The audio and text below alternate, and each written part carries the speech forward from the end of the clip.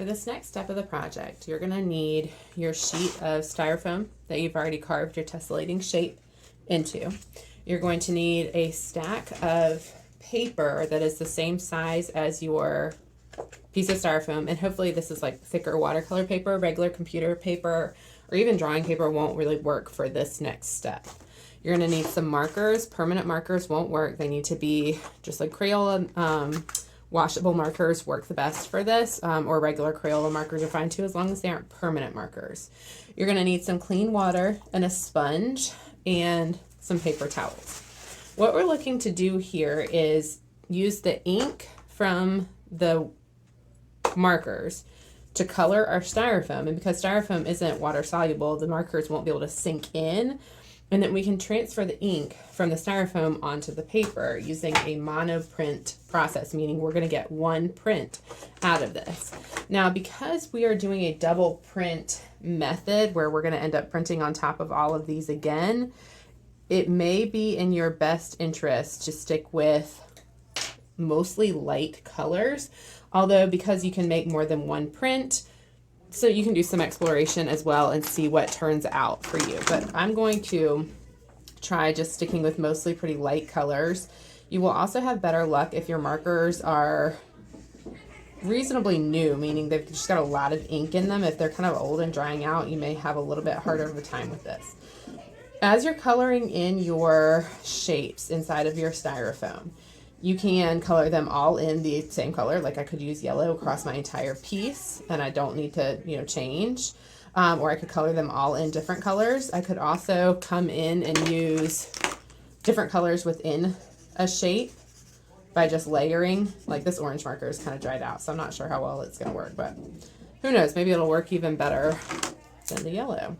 This one's better. All right, so I'm going to add just a little orange onto here. I ran over this line right here, so I'll go ahead and add orange in here. What you don't want to do is get ink down into the grooves that you've carved into your styrofoam. So just kind of pay attention to that as you're working, and fill in just the spaces around the grooves. You also really want them to be fully filled in, so check them if you missed any like corners or edges or anything. Finish filling them in.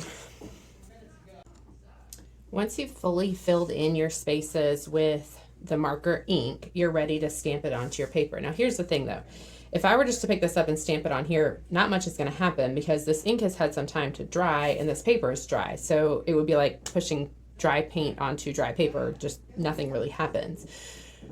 Because this is water soluble, like not the styrofoam of course, but the ink is water soluble, if this paper is slightly wet, it will make all that ink or most of the ink transfer from this onto the paper, because it can sink into the paper, whereas on the styrofoam it's just sitting on the surface. To do that, I'm going to use a damp sponge. I don't want this sponge to be like dripping wet. I just want it to be wet enough that I can get this paper slightly damp. And when I say slightly damp, I mean slightly damp. If you get it too wet, your colors are all just going to kind of puddle together rather than do much of anything. If it's too dry, they won't transfer. So the way I'm going to do that is I'm going to take a sponge that's damp and I'm just going to run it across this paper. Okay, now anywhere that I see puddles are going to be a problem. Okay, I don't want any puddles. I just want to run the damp sponge across the paper. I want the paper to be shiny but no puddles. Okay, I can even take my hand and finish kind of spreading that water around, and then fairly quickly I'm going to take this piece of styrofoam and lay it onto the surface of that paper. Once you start to lay it down, you really don't want it to move. You want it to stay still. And I'm just going to start rubbing the surface of the styrofoam, pressing it through, we're pressing that ink off of the styrofoam and onto the paper. If you want to, you can even very carefully flip this whole thing and rub the back of your paper as well, and that will help with your transfer. But if you're going to do that, you've got to make sure that you're not shifting the styrofoam or the paper as you flip. Make sure you rub to all four corners and all four edges. It's easy to forget places and you don't want to forget anywhere. Once you've rubbed over the full surface, you're ready to pull your print by just flipping it over. This is a pretty nice, vibrant marker print. It's probably one of the more successful ones that I've ever had, honestly. I think that paper was like just the right amount saturated. You can see the white lines clearly of my tessellated shape. This is exactly what I'm looking for. So once I have a successful print like this, I want to try to make some more. If you find that you get one that's not successful, like all your colors puddle together, that just tells you that next time you need less water. If you get one where your color doesn't transfer very much, that tells you need more water. So I'm going to set this one off to dry. And then the cool thing about this particular media or art process is I don't have to be done now. Like, this isn't a one and done kind of thing. I'm going to use my sponge to now clean my piece of styrofoam, and I'm going to dry it with my paper towel so that it's dry. And then I can do a totally different color scheme. Again, because I want to do a double print. I'm not sure how dark colors would work. I'm going to try one just to see. And I just want to end up with maybe like 6 or so different prints, so different pieces of these papers ready before I move on to the next step. Another thing you can do if you want, I just ran this print off here. Most of it was pretty successful. This part got a little muddy over here, probably a little too much water, but most of it was pretty successful. After I pulled that print or ran that print, I still have a lot of ink on my plate.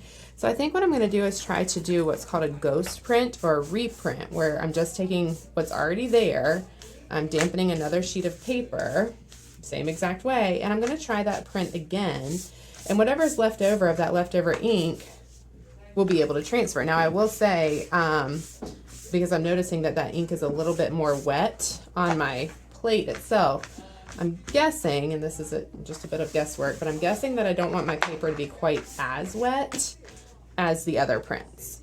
And then if I like this, I could keep it as one. If I don't like it, I could always do a print again right on top of it with different colors and just kind of see what happens.